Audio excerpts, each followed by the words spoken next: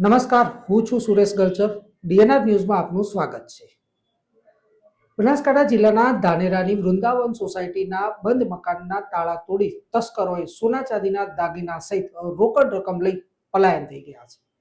સમગ્ર ઘટનાની જાણ ધાનેરા પોલીસને કરતા ધાનેરા પોલીસ પણ ઘટના સ્થળે આવી પહોંચી છે. બનાવની વાત કરવામાં આવે તો ધાનેરાની વૃંદાવન સોસાયટીમાં ગત મોડી રાત્રે કોઈ અજાણ્યા તસ્કરો ઘરમાં ઘૂસી ઘરમાં પડેલ સોના ચાંદીના દાગીના સહિત રોકડ રકમ લઈ ફરાર થઈ ગયા છે. બે બંધ મકાનને નિશાન બનાવી તસ્કરોએ ચોરી કરી છે.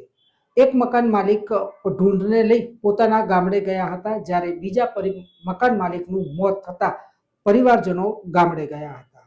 બંને બંધ મકાનના તસ્કરોએ ટાર્ગેટ કર્યા હતા અને મકાનમાં પડેલ સોના ચાંદીના દાગીના સહિત રોકડ રકમ લઈ પલાયન થઈ ગયા છે. તીસરા મકાનમાં ચોરી કરે તે પહેલા સ્થાનિક લોકો જાગી ગયા હતા અને અવાજ આવતા સ્થાનિક લોકો બહાર આવતા તસ્કરો બાઇક લઈ પલાયન થઈ ગયા હોવાનું સ્થાનિક લોકોએ જણાવ્યું છે.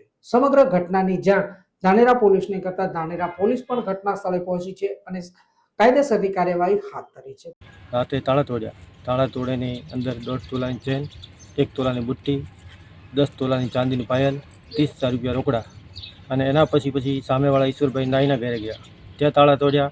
તાળા તોડી અંદર વેરવિખેર કરી સામાન અને બાજુવાળા જાગી ગયા. પછી ચોર ભાગી ગયા અને પાછળ પથ્થરમારો કરી ગયા.